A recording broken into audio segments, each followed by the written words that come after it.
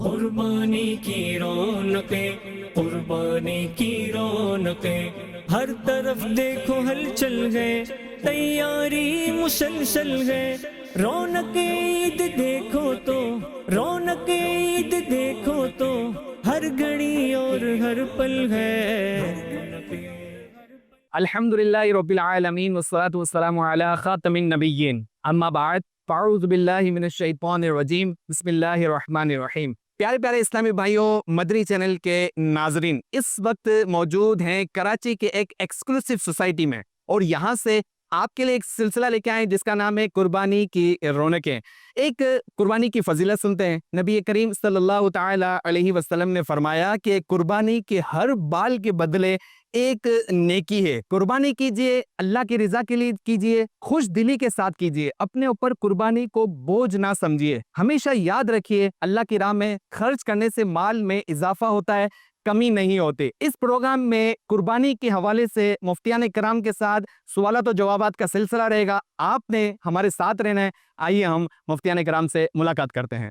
قربانی کی رونقیں، قربانی کی رونقیں، قربانی کی رونقیں، رونقیں، رونقیں۔ جی مدری چینل کے ناظرین، سلسلہ آپ دیکھ رہے ہیں قربانی کی رونقیں۔ مفتی صاحب، سب سے پہلے کلیئر ہو جائے، کہیں ہم ہال یا کوئی بینکٹ وغیرہ میں تو نہیں بیٹھے؟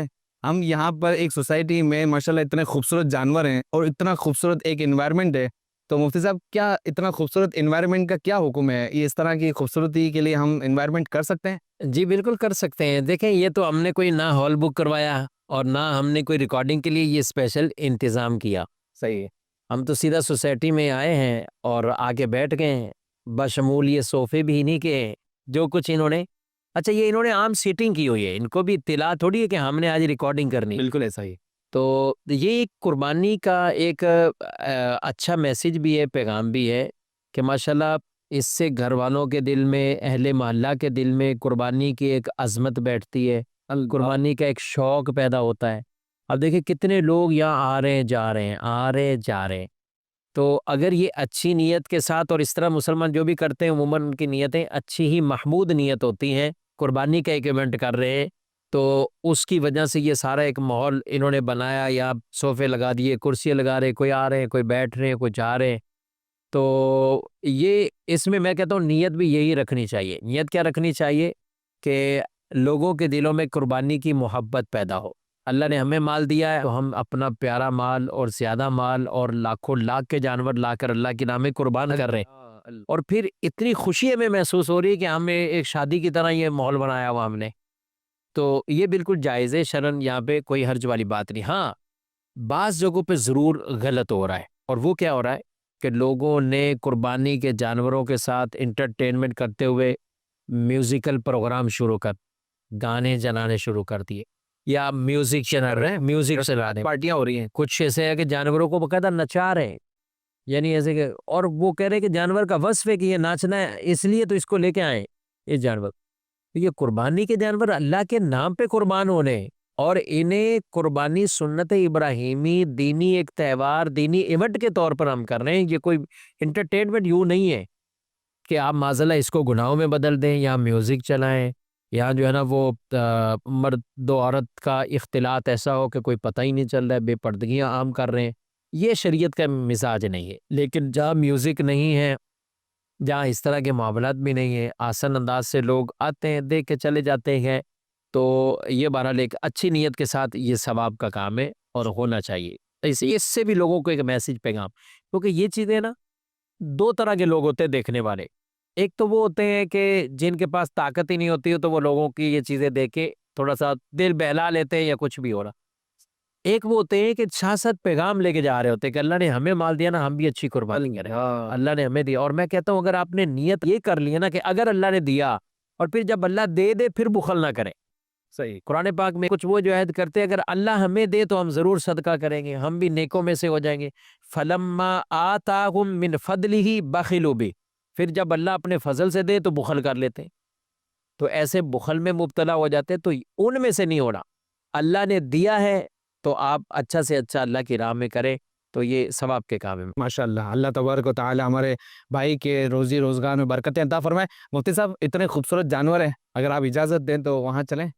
جی جی، آپ جانوروں کو تو یہاں نہیں رہ سکتے، اور ہے بھی بڑے بڑے جانور، تو ہم وہیں چلتے ہیں۔ آجا آجا۔ قربانی کی رونقیں، قربانی کی رونقیں، قربانی کی رونقیں، رونقیں، رونقیں۔ جی مدری چینل کے ناظرین، ہم حاضرین کی طرف بڑھتے ہیں اور ہمارے حاضرین سے کچھ سوالات کرتے ہیں۔ جی مفتی صاحب سے کچھ سوال کریں گے؟ سوال کروں گا۔ میرا نام فرقان ہے، اور ہم نے یوزلی یہ دیکھا ہے کہ قربانی کا وقت آتا ہے جب، تو بچے جانور کو چلانے کے لیے کوئی کان سے کھینچ رہا ہے، کوئی اس کی دم موڑ رہا ہے، کوئی رسی سے اس کا گلا اس طریقے سے کھینچ رہا ہے بے دردی سے کہ مطلب اس کو سانس لینے میں بھی شاید تکلیف ہو رہی ہو۔ تو آپ اس کے بارے میں بتائیں گے کہ یہ شرعی طور پہ یہ جائز ہے اس طریقے سے؟ مطلب مفتی صاحب بعض ایسا بھی دیکھا ہے کہ رات کے ٹائم پہ لوگ تفریح کے لیے جانور لے کے نکل رہے ہیں، پیچھے بچے جو ہے نا وہ بھگانے کے لیے دم کھینچ رہے ہیں، مار رہے ہیں، یعنی جانور بھاگے، تو وہ اس کا کیا حکم ہے، کیا فرماتے ہیں؟ دیکھیں، جانور کے ساتھ ویسے جانور کو چلانا، گلی محلے میں لے کے نکلنا، اس سے تو ایک اچھا میسج پیغام لوگوں کے لیے قربانی کا ہے، جہاں تک تو حد ٹھیک ہے، لیکن ہمارے جانور گھمانے سے اگر لوگوں کو تکلیف میں ہم مبتلا کر رہے ہیں، یا جانوروں کو تکلیف میں مبتلا کر رہے ہیں، یا وہاں چلنے پھرنے والوں کو تکلیف میں مبتلا کر رہے ہیں، تو ان تینوں چیزوں کا ہمیں خیال رکھنا ہوگا، اور یہ اپنے بچوں کو بھی ہم نے سمجھانا ہے کہ یہ عمل نہ ہو۔ صحیح۔ اچھا، پھر جانور کی تکلیف، وہ بے زبان، اگر آپ کسی کے گھر کے پاس یا کہیں شور شرابہ کرتے ہیں تو وہ آپ کو کہہ دیتے ہیں کہ بھائی آگے چلے جاؤ، جانور کیا بولے گا آپ کو؟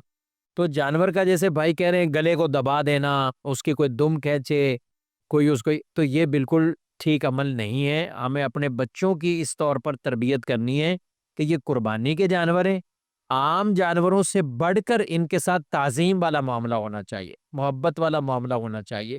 جانور کو چلائیں لیکن یوں بھگائیں نہیں، اور ان کے دم موڑ کر یا اس طرح تکلیف پہنچا کر جانور کو بھگانا، تو یہ بالکل بھی ٹھیک نہیں، اجازت نہیں ہے اس کی۔ جی مفتی صاحب ماشاءاللہ اتنا خوبصورت پنک والا جانور ہے، آپ کو دکھاتے ہیں مفتی صاحب۔ اور مفتی صاحب سے ایک سوال ہے کہ مفتی صاحب یہ جو جانور آپس میں لڑتے ہیں تو قیامت کے دن بھی ان کا حساب ہوگا؟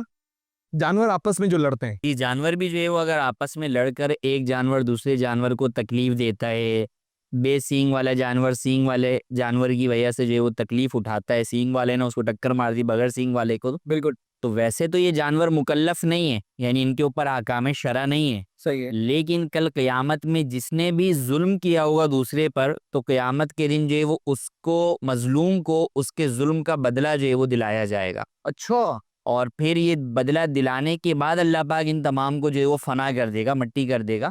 لیکن بہرحال یہ جو ان کا آپس میں انہوں نے اگر کسی بھی جانور نے دوسرے پر ظلم کیا ہے تو کل قیامت کے دن جو ہے وہ مظلوم کو اس کا حق جو ہے وہ دلایا جائے گا۔ اچھا جی ماشاءاللہ۔ ہمارے ساتھ حسان بھائی ہیں، حسان بھائی کیا سوال کریں گے ہمارے مفتی صاحب سے؟ جی مفتی صاحب، میرا آپ سے سوال ہے کہ اگر ایسا جانور جس پر حصے ہیں، 7 حصے ہیں، اس میں سے کسی ایک حصے دار کا انتقال ہو جاتا ہے، تو اب اس جانور کی جو قربانی ہے اس کے بارے میں کیا حکم ہوگا؟ دیکھیں اگر کسی ایک بھی شریک کا انتقال ہو جاتا ہے تو ایسی صورتحال میں اگر ان کے جو ورثاء ہیں وہ اجازت دیتے ہیں کہ قربانی کریں اور وہ اس کی اجازت دے دیتے ہیں تو پھر تو قربانی ہو جائے گی۔ اور اگر ورثاء میں سے کسی نے کوئی نہ اجازت لی، نہ اجازت باقاعدہ ثابت ہے، ایسے ہی قربانی کر دی گئی، تو پھر قربانی نہیں ہوئی، بلکہ کسی کی بھی نہیں ہوئی۔ وہ گوشت حلال ہے، یعنی جانور حلال ہو گیا، گوشت حلال ہے کھانا، لیکن قربانی نہیں ہوئی۔ اس کی وجہ یہ ہے کہ جو 7واں بندہ تھا تو اس کی جو نیت تھی وہ تقرب قربانی کی نیت تھی، وہ تو انتقال کر گیا، تو اب اگر ورثہ اسے باقی رکھتے ہیں تو گویا کہ اس میں ایک تقرب کی نیت ہو گئی۔ اب ورثہ کو علم ہی نہیں ہے کہ اس جانور کے اندر ہمارا کوئی شریک تھا، کسی کی شرکت تھی، یا علم بھی ہے تو انہوں نے اس چیز کو سمجھا ہی نہیں کہ ہمیں اجازت دینی ہے، تو اس صورت میں پھر قربانی نہیں ہوگی۔ تو یہ بہت اہم مسئلہ ہے، اگر بالفرض قربانی کا حصہ بک کروایا اور کسی ایک شریک کا انتقال ہو جاتا ہے تو ورثہ کو چاہیے آ کے ان کو بتائیں کہ وہ فوت ہو چکے ہیں، ہم بالغ ورثہ ہیں، ہم اس کی اجازت دے رہے ہیں، تو وہ قربانی ان کی طرف سے کر دیں ثواب کے لیے، تو یہ اجازت ہو گئی اور وہ قربانی بھی ٹھیک ہو جائے گی۔ اب اگر بالفرض نہ انہوں نے بتایا اور نہ انہوں نے پوچھنا گوارا کیا، تو یہ وہ صورت ہوتی ہے کہ جس میں قربانی خطرے میں پڑ سکتی ہے، بلکہ قربانی ہوگی نہیں اگر اجازت وغیرہ ثابت نہیں ہے۔ اس لیے حصے والی قربانیاں جو ہے یہ بڑی حساس ہوتی ہیں، یعنی اب اس میں سب کی نیت قربانی یا عقیقہ تقرب ثواب کی کوئی ایک نیت ایسی ہو، یہ نیت نہیں کہ کوئی کہتا ہے کہ میں صرف گوشت لوں گا، میری گوشت کی نیت ہے، قربانی کی نیت ہی نہیں ہے، تو اس صورت میں وہ سب کی قربانیاں خراب کر دے گا۔ لیکن عام طور پہ سب قربانیاں ہی کر رہے ہوتے ہیں، ضمناً گوشت بھی مل جاتا ہے، تو یہ ٹھیک ہے، مگر یہ جو مسئلہ آپ نے بیان کیا اس کی ڈیٹیل وہی جو عرض کر دیا۔ چلے ماشاءاللہ، ہمارے حاضرین کی طرف بڑھتے ہیں، مفتی صاحب سے کوئی سوال کریں گے۔ جی کیا سوال کریں گے؟ میرا سوال ہے جیسے ہماری فیملی سے حج پہ کوئی گیا ہوا ہے تو ان کی قربانی ہمیں یہاں بھی کرنی ہوگی اور جو وہاں پہ کرتے ہیں وہ کرنی ہے، یہاں بھی ہمیں کرنی پڑے گی قربانی ان کی؟ آپ کا ارادہ کیا ہے قربانی کر رہے ہیں نہیں کر رہے ہیں؟ قربانی تو کر رہے ہیں بے شک، ان کی بھی کر رہے ہیں نہیں کر رہے ہیں؟ وہ تو کرتے ہیں، لیکن سوال ہے کہ کرنا بنتا ہے یا نہیں کرنا یہ بنتا؟ ہے، یہ ہے۔ دیکھیں حج کی قربانی جو ہے نا، ایک ہوتی ہے حج کی قربانی، ایک ہوتی ہے سالانہ قربانی۔ صحیح ہے۔ حج کی جو قربانی ہوتی ہے وہ حج تمتع اور حج قران کرنے والے پر حج کی وجہ سے واجب ہوتی ہے، اس کا تعلق جو ہے وہ سالانہ قربانی کے ساتھ نہیں ہے۔ تو جو حاجی وہاں پر حج تمتع کر رہا ہے یا حج قران کر رہا ہے تو وہ حج کی قربانی تو وہاں کرے گا۔ اب اگر وہ وہاں پر مقیم ہے، مقیم کس طرح ہوگا کہ وہ منا جانے سے پہلے 15 دن جو ہے وہ مکۃ المکرمہ میں ٹھہر چکا ہے، تو ایسی صورت میں وہ مقیم ہو جائے گا، تو اس کے اوپر کیا ہو جائے گی، قربانی جو ہے وہاں والی سالانہ قربانی بھی واجب ہو جائے گی، جبکہ وہ صاحب نصاب بھی ہو۔ تو ایسی صورت کے اندر اس پر سالانہ قربانی کرنا بھی واجب ہوگی۔ اب اسے اختیار ہے کہ سالانہ قربانی وہ وہاں کرے یا یہاں پر بھی جو ہے وہ کروا سکتا ہے۔ البتہ اگر یہاں پر وہ اپنی قربانی کروائے گا تو ایسی صورت میں اس بات کا خیال رکھنا ضروری ہوگا کہ آپ اس کی قربانی کا جانور ایسے وقت ذبح کریں گے جب پاکستان میں بھی عید کا دن ہو اور عرب شریف میں بھی عید کا دن ہو، دونوں جگہ پر عید کا دن ہونا ضروری ہے، پھر ہی اس کی قربانی یہاں پر ہو سکے گی۔ ورنہ جو ہے وہ اگر یہاں پر وقت موجود ہے لیکن وہاں پر تیسرا دن جو ہے وہ ختم ہو گیا تو اب ان کی قربانی یہاں نہیں ہو سکتی۔ چلیں، کیا مفتی صاحب سے کیا سوال کریں گے؟ مجھ سے آپ سے سوال یہ ہے کہ یہ جب قربانی کا جانور جو ہم ذبح کرتے ہیں، کوئی بھی جانور ذبح کرتے ہیں، تو اس وقت ہماری نیت کیا ہونی چاہیے؟ کیونکہ اکثر لوگ تو یہ دیکھا ہے کہ جمگٹا بناتے ہیں اور شور شرابہ ایک ہلا گلا ایک ہوتا ہے، تو اس میں ہماری نیت کیا ہونی چاہیے؟ قربانی میں ہماری کیا نیت ہونی چاہیے مفتی صاحب؟ دیکھیں قربانی کا جانور جب ذبح ہوتا ہے تو ظاہر ہے ہمارے ہاں لوگ ارد گرد جمع ہو جاتے ہیں، دیکھنے کے لیے بھی ہوتے ہیں، تو دیکھنا منع نہیں ہے، لیکن اس پہ شور شرابہ، اس پہ تالیاں بجانا، سیٹیاں بجانا، جانور کو گرا کر اس کے اوپر کوئی اپنا فاتحانہ انداز یہ اختیار کرنا کہ ہم نے بہت بڑی کوئی فتح حاصل کر لی ہے، تو یہ انداز تو ٹھیک نہیں ہے۔ البتہ یہ نیتیں اچھی یہ ہوں کہ یہ جانور اللہ کے نام پہ قربان ہو رہا ہے، جنہوں نے قربانی کی انہوں نے اپنا مال اللہ کے نام پہ قربان کیا، مجھے بھی اللہ کا حکم ہے تو میں بھی اپنی جان بھی اللہ کے نام پہ، اپنا مال بھی اللہ کے نام پہ قربان کروں، تو اچھی نیتیں یہ اچھی باتیں محمود ہے، لیکن ساتھ بری چیزیں اگر شامل ہو جاتی ہیں تو یہ مذموم ہے اور ان چیزوں کو نہیں ہونا چاہیے۔ دعا مانگتے رہنا چاہیے۔ ہم تو دیکھتے ہیں مدنی چینل پر امیر اہل سنت دامت برکاتہ العالیہ جب جانور ذبح کیا جاتا نا تو ان کی آنکھوں میں سے آنسو آیا باقاعدہ روتے ہیں، اور اس وجہ سے کہ یہ جانور اللہ کے نام پہ قربان ہو گیا۔ دیکھیں جانور پورا سال کٹتے ہیں، شادیوں میں کٹ رہے ہیں، ہوٹلنگ ہو رہی ہے، سب چیزیں ہیں، لیکن یہ وہ واقعی مبارک جانور ہیں کہ جن کی قسمت میں خاص طور پر عید قرباں پہ بطور قربانی ذبح ہونا ہے۔ ویسے بھی جانور کٹیں گے تو اللہ کے نام پہ ہی کٹیں گے، لیکن قربانی ان کی ہونا یہ ان جانوروں کے لیے بھی ایک بہرحال شرف ہے۔ یہ جانور پل صراط کے لیے سواریاں ہیں، یہ قیامت کے دن اپنے سینگوں کے ساتھ کھروں کے ساتھ آئیں گے اور کئی گنا بڑھا کر اللہ ہمیں اس کا اجر عطا فرمائے گا، تو یہ ساری نیتیں اس میں شامل ہو۔ جی ہمارے حاضرین میں سے اگر کوئی سوال کرنا چاہیں، جی آ جائیں۔ جی مفتی صاحب، مجھے سوال یہ تھا آپ سے کہ ہم قربانی کے جانوروں میں ہم بہت سارے جانور قربان کرتے ہیں، جیسے گائے ہو گیا، بھیڑ ہو گیا، بکرا ہو گیا، دمبا ہو گیا، تو ان سب میں قربانی کے لیے سب سے افضل جانور کون سا ہے؟ دیکھیے قربانی کے جانوروں میں سب سے افضل جانور تو جو ہے وہ مینڈھا ہے، صحیح ہے۔ دمبا جسے کہتے ہیں، تو دمبا جو ہے وہ سب سے افضل ہے، کیونکہ حضرت اسماعیل علیہ نبینا علیہ الصلوۃ والسلام کے فدیے میں جو جنت سے آیا تھا وہ بھی کیا تھا؟ مینڈھا تھا۔ تو یوں کیٹیگری کے قسموں کے اعتبار سے کہ بھئی بیل، اونٹ یا بکرا بکری یا مینڈھے میں سے کون سا افضل جانور ہے تو وہ مینڈھا ہے۔ البتہ اب ان جانوروں میں سے کوئی بھی جو ہے وہ آپ قربان کر سکتے ہیں۔ ہاں اب ان جانوروں میں کون سا افضل ہے تو وہ افضل ہے جو کہ فربا ہو، موٹا تازہ ہو اور قیمت میں جو ہے وہ اعلیٰ جانور ہو، تو اس کو جو ہے وہ ذبح کرنا چاہے۔ جی ماشاء اللہ۔ اچھا مفتی صاحب، میرا آپ سے سوال یہ ہے، جیسے کہ ابھی مفتی کفیل صاحب نے فرمایا کہ مینڈا جو ہے وہ سب سے افضل ہے، تو کیا آپ صلی اللہ علیہ وسلم نے ہمیشہ مینڈا ہی قربان فرمایا ہے، یا اس کے علاوہ بھی دیگر جانور جو ہیں وہ آپ صلی اللہ علیہ وسلم نے ذبح یا نہر فرمائے؟ دیکھیں نبی پاک صلی اللہ تعالی وسلم کی زندگی مبارکہ ایک تو تھی مکی زندگی، اور مکے میں قربانی نہیں تھی، 13 سال تو یہ تھے۔ پھر مدینے میں آئے تو مدینے میں چند سال یہ قربانی کا سلسلہ رہا ہے، تو اس میں نبی پاک صلی اللہ علیہ وسلم نے 1 سال تو مینڈے ذبح کیے تھے، 1 سال آپ نے صرف ایک بکری ذبح فرمائی ہے، قربانی میں ایک بکری ذبح کی تھی۔ اچھا اب حج کے موقع پر آتے ہیں تو حج میں آپ صلی اللہ علیہ وسلم نے اونٹ نہر فرمائے، بلکہ اپنے ہاتھوں سے نہر فرمائے، 63 اونٹ نہر کیے۔ ایک روایت کے مطابق اما عائشہ صدیقہ رضی اللہ تعالیٰ عنہ کی طرف سے پوری گائیں ذبح کی، اور ایک روایت یہ کہ دیگر ازواج کے حصے ڈال کر ایک گائیں ذبح کی۔ تو گائیں بھی ثابت آپ صلی اللہ علیہ وسلم سے، آپ سے بکری کی قربانی بھی ثابت، مینڈے کی بھی ثابت، اونٹوں کی بھی ثابت، ان اپنے اپنے اعتبار سے۔ تو بقیہ جو تفصیل ڈیٹیل جو ہے نا وہ عرض کر دے گی۔ اگر بکرا خصی بکرا ہے تو بکری سے افضل اس کی قربانی آ جائے گی، خصی بکرا ہے۔ غیر خصی ہے اس سے افضل پھر بکری کی قربانی آ جائے گی۔ پھر ان میں بھی گوشت کی عمدگی کس میں ہے، گوشت کی زیادتی زیادہ ہونا یہ کس میں، تو یہ بھی شریعت کو بڑی مطلوب چیزیں ہیں کہ جس میں گوشت بھی زیادہ ہو، عمدہ بھی ہو، کیونکہ اس میں غربا کا فائدہ، اس میں لوگوں کو گوشت کھانے کو ملتا ہے، تو یہ فوائد بھی اپنی جگہ۔ اور لوگوں سے سنی ہے کہ جو جانور جس علاقے میں زیادہ جو ہے اس کی ایک اہمیت ہوتی ہے، وہ وہاں اس علاقے کے حساب سے وہ قربانی سب سے افضل ہے۔ کیا ایسا کچھ ہے ہماری شریعت میں؟ جیسے ہمارے خطے میں بکرے کو بہت زیادہ ایک اس کو سمجھا جاتا ہے کہ بہت ویلیوبل چیز ہے یا بہت مہنگا ہے، کیونکہ گوشت اگر آپ دیکھیں اس کو خریدنے جائیں تو اس کے بارے میں آتا ہے کہ اگر آپ بکری کی قربانی کرتے ہو تو وہ زیادہ افضل ہے۔ ایسا کچھ ہے؟ بکری کی بکرے دیکھیں مسئلہ وہی ہے، اپنی جگہ ہے کہ نبی پاک صلی اللہ علیہ وسلم کی حدیث ہے کہ جس میں ہمیں کہا کہ جو با اعتبار قیمت اچھا جانور ہو، کیونکہ قربانی کے جانور تو متعین ہو گئے، بکری، گائے، اونٹ۔ بکری میں بکرا، مینڈا، دمبا، بھیڑ سارے، گائے میں گائے، بیل، بچیا، بچڑا اور بھینس، بھینسا، یہ سب اس میں شامل ہے۔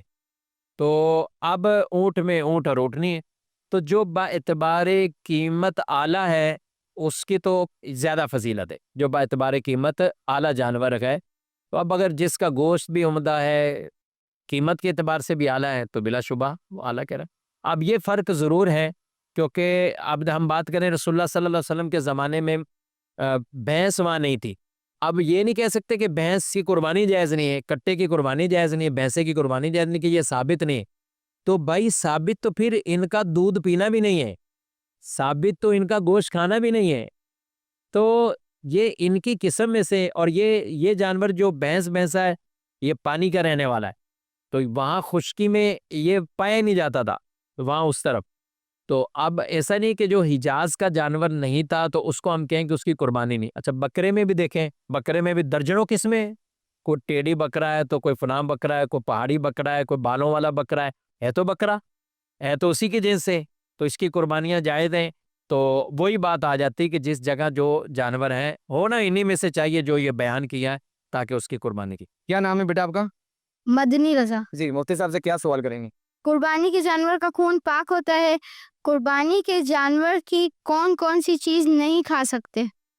جی قربانی کے جانور کی کون کون سی چیز نہیں کھا سکتے مفتی صاحب؟ دیکھیے پہلے ان کا سوال ہے قربانی کے جانور کا خون۔ دیکھیے کسی بھی جانور کا جو خون بہتا ہوا خون ہے، یعنی جو ذبح کے وقت جو ہے وہ نکلتا ہے، وہ خون ناپاک ہے۔ وہ صرف قربانی کے جانور کا نہیں، کسی بھی جانور کا جو ہے وہ بہتا ہوا خون جو ہے وہ ناپاک ہے۔ ایک دن کا جانور بھی ہو؟ ہاں صحیح ہے، وہ ناپاک ہے، تو بالکل اس سے اپنے آپ کو بچانا بھی چاہیے، اور اگر کپڑوں پر لگ گیا تو اب آپ کو نماز سے پہلے اس کو اچھے طریقے سے کپڑوں کو پاک کرنا ہوگا۔ صحیح ہے، ٹھیک ہے۔ اور ایک ہوتا ہے کہ قربانی کا جانور ذبح ہو گیا، ذبح کے بعد بس اوقات گوشت میں سے خون نکلتا ہے، ٹھیک ہے، تو گوشت میں سے جو خون نکلتا ہے وہ ناپاک نہیں، وہ ناپاک نہیں، وہ ناپاک نہیں۔ صحیح ہے، کہ جو ذبح والا خون ہے وہ ناپاک ہے، وہ دم مسفوح کہلاتا ہے، جس کا قرآن میں بھی ذکر ہے کہ وہ حرام ہے۔ لیکن جو گوشت میں سے خون نکلتا ہے، بعد میں آپ گوشت کاٹ رہے ہیں اس میں سے جو ہے وہ خون نکل رہا ہے، تو وہ جو ہے وہ پاک ہے، وہ ناپاک نہیں۔ صحیح ہے۔ اور جہاں تک ان کا دوسرا سوال ہے کہ قربانی کے کون سے جو اجزاء جو ہے وہ نہیں کھانے چاہیے، لیکن یہ صرف قربانی کا نہیں بلکہ کوئی بھی جانور ہے، صحیح، ٹھیک ہے، چاہے وہ قربانی کا ہے یا عام دنوں کے اندر جو ہے وہ آپ اسے ذبح کر رہے ہیں، تو 22 اجزاء علماء نے بیان کیے کہ ایسے ہیں کہ جن کا کھانا جو ہے وہ جائز نہیں ہے۔ ان کے اندر جو مشہور ہیں، کچھ چیزیں تو وہ لوگوں کو بھی پتہ ہیں کہ وہ لوگ جو ہے وہ نہیں کھاتے، لیکن بعض چیزیں میں ذکر کر دیتا ہوں جو لوگ کھاتے ہیں، جیسے بکرے کی آنتیں کھاتے ہیں تو وہ کھانا جائز نہیں ہے۔ صحیح ہے، اوجڑی بعض لوگ کھاتے ہیں، اوجڑی کھانا جائز نہیں ہے۔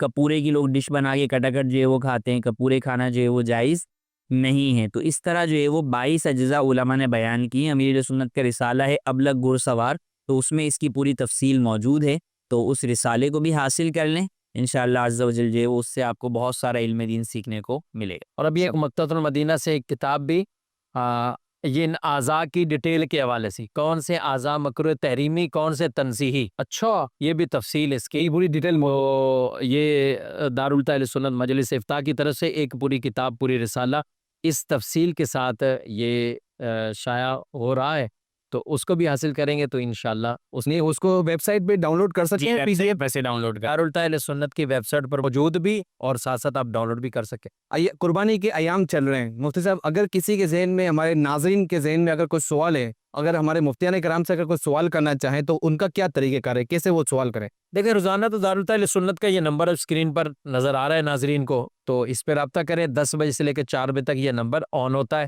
اور اس پہ رہنمائی مل جائے گی۔ البتہ الحمدللہ مفتیان کرام وقت دیتے ہیں بطور خاص شوق سے اس کام میں، کہ جب قربانی کے دن آتے ہیں، حج کے دن آتے ہیں، ابھی ہماری ایک واٹس ایپ سروس حاجیوں کے لیے جاری ہے کہ باقاعدہ واٹس ایپ پہ سوالوں کے جواب دیے، کوئی ٹائمنگ نہیں ہے، آپ جب بھی واٹس ایپ کریں تو انشاءاللہ آپ کو جواب تھوڑی دیر بعد وقتاً فوقتاً ملتے رہیں گے۔ تو یہ نمبر بھی آپ اسکرین پر دیکھ رہے ہیں ناظرین ہمارے، تو اس نمبر پر بالخصوص صرف حاجیوں کو دیں اور اس پر صرف حج کے مسائل پوچھیں، صحیح، تاکہ ایسا نہ کہ آپ اپنی جنرل نالج کے پوچھ رہے ہیں اور دوسروں کے جنہوں نے باقاعدہ حج کے لیے رابطہ کرنا تو ان کو مشکل کا سامنا ہو۔ ویسے اس پہ عام سوال کا جواب آئے گا بھی نہیں، حج کے سوال کا جواب آئے گا، حج ہو یا وہاں کی قربانی یا اس طرح کے۔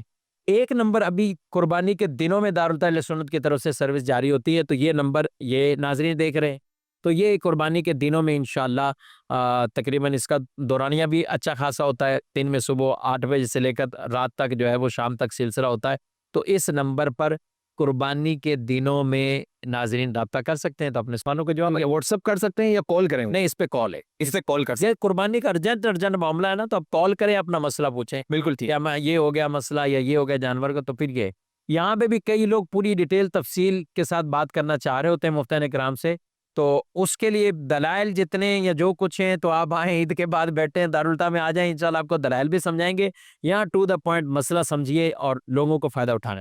چلیں بہت شکریہ، جزاک اللہ۔ قربانی کی رونقیں، قربانی کی رونقیں، قربانی کی رونقیں، رونقیں، رونقیں۔ جی مدنی چینل کے ناظرین، سلسلہ آپ دیکھ رہے ہیں قربانی کی رونقیں۔ میں ہمارے مفتیان کرام کا شکریہ ادا کروں گا کہ اللہ ان کو جزائے خیر عطا فرمائے، بڑی نعمت ہے، اللہ کریم ان کا سایہ ہم پر سلامت رکھے، اللہ ان کی حفاظت فرمائے۔ اللہ تبارک و تعالیٰ سے دعا ہے کہ اللہ کریم ہمارے حاضرین ناظرین سب کو خیر والی، عافیت والی، ایمان والی، صحت والی، نیکی والی طویل زندگی عطا فرمائے۔ میں ہمارے حسان بھائی کا، جنید بھائی کا، قذافی بھائی کا، سہیل بھائی کا بھی شکریہ ادا کروں گا، اور الحمدللہ اتنے خوبصورت انداز میں یہ ایپیسوڈ ریکارڈ کروایا۔ اس طرح کے ایپیسوڈ، اس طرح کے سلسلے دیکھنے کے لیے مدنی چینل دیکھتے رہیے، اپنا خیال رکھیے۔ صلو علی الحبیب صلی اللہ تعالی علی محمد صلی اللہ علیہ وسلم۔ قربانی کی رونقیں، قربانی کی رونقیں، ہر طرف دیکھو ہلچل گئے،